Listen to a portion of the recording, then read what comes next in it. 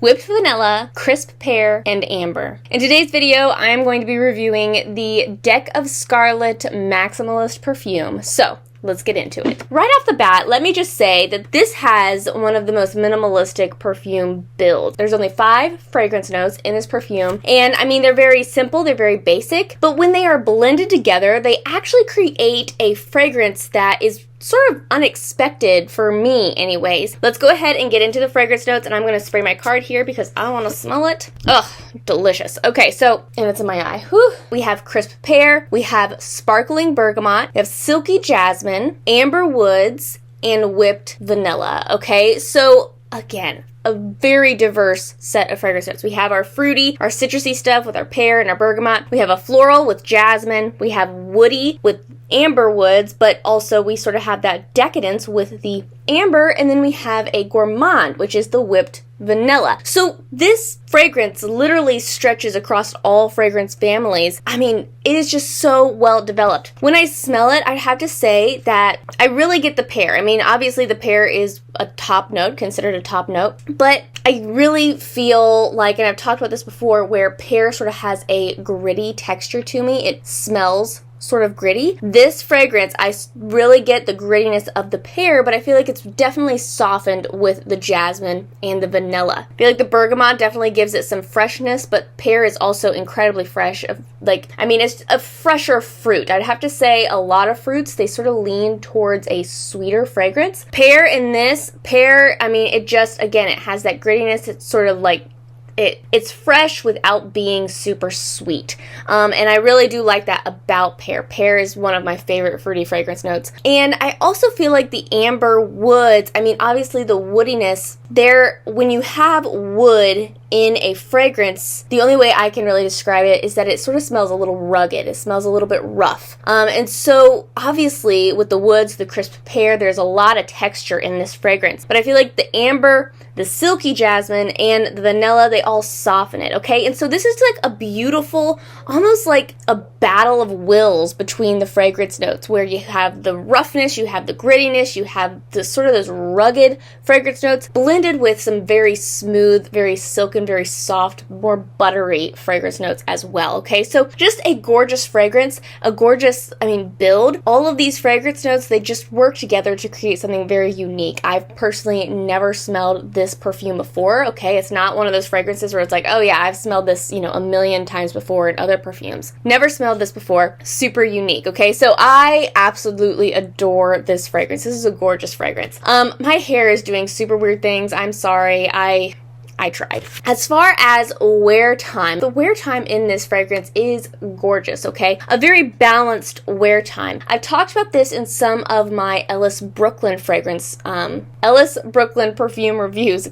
where Ellis Brooklyn really has a very balanced, sort of subtle but noticeable fragrance build, okay? It's very balanced. It doesn't, dwindle away. It doesn't sort of die off. And I'd have to say that the same is true with Deck of Scarlet and with the Maximalist fragrance. What I will have to say, though, is that Deck of Scarlet is a lot more powerful. Whereas, we'll say again, Ellis Brooklyn has a very, more of a subtle, more of a natural, more of a, oh, I sort of smell amazing naturally kind of feeling about it. With Deck of Scarlet, it feels like you're wearing perfume. I don't mind that. I like that. I like to feel like I'm wearing a perfume, but I do know that some people, it's like, I just sort of want to be kissed by a fragrance, okay? So this might be a little bit strong for you, but honestly, the power was, it wasn't overwhelming. It was noticeable. And it was definitely like, I am wearing perfume. And I would also have to say that, again, with the balanced stuff, that goes into the overwhelm factor, where it's not necessarily filling the room, but I could smell it on myself all day, okay? I knew I was wearing it all day. And so as far as wear time goes, the wear time is incredible. The wear time was beautiful, it was natural, it lasted all day, and it didn't seem like, oh, it's just dying off, okay? It just seemed like it was pretty balanced throughout the day. Now, as far as where I would wear this perfume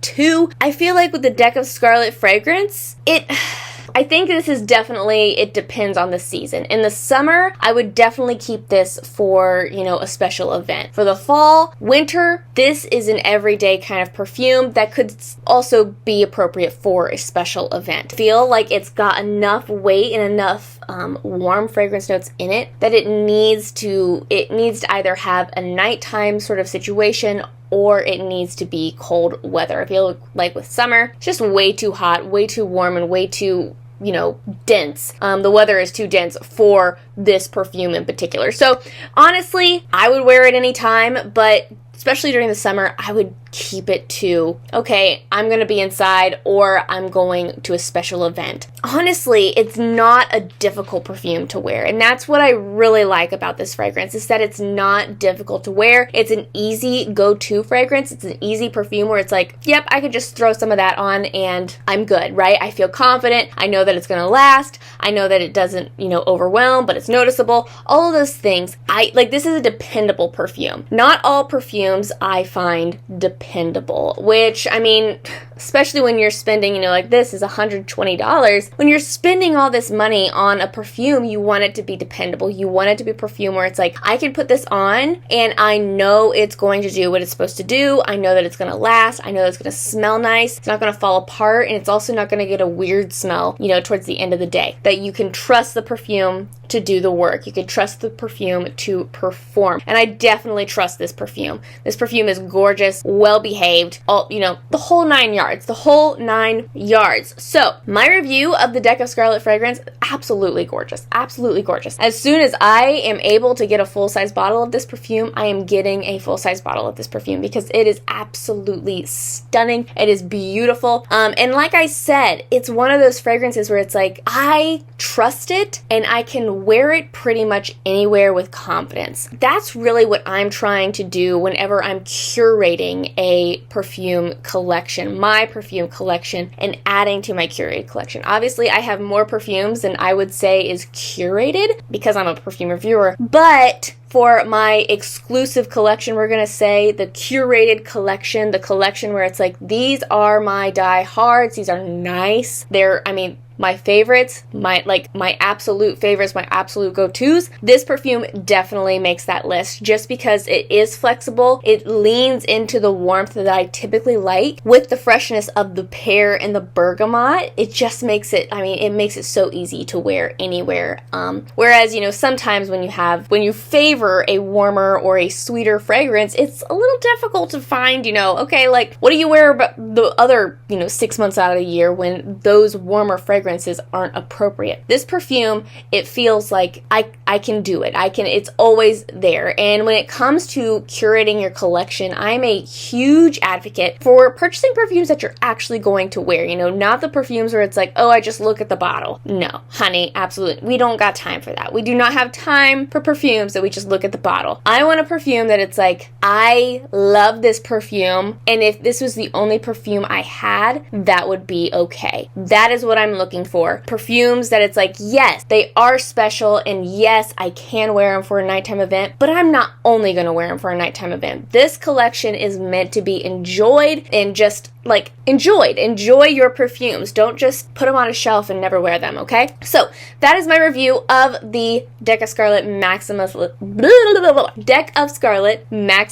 Perfume. What are your thoughts, okay? Have you smelled the Deck of Scarlet Maximalist fragrance? This is the only, well, I have smelled another Deck of Scarlet fragrance. I'll be honest, I didn't like it. Did not like it. But this one is a keeper for sure. So do you have a favorite Deck of Scarlet perfume? And if so, what is it? Is it the Maximalist fragrance or is it something else? And if there is another one that you would like for me to review, then definitely drop that in the comments down below and I will do my best to get to it, okay? If you are interested in purchasing the Deck of Scarlet perfume for yourself, I will link that down below for you so you can get your hands on it, so you can test it, so you can buy a full-size bottle if that is what you're interested in. Whatever you want, I will have a link to it down below. And also make sure just to follow my LTK shop. That is where my link is through. And that is definitely, I mean, if you follow my LTK shop, then you are going to constantly be seeing my collection be, you know, edited. You're going to see the new perfumes that I'm testing. You're going to see all of that kind of stuff, okay? So definitely follow my LTK shop for sort of an active view of what I'm testing and what I'm trying,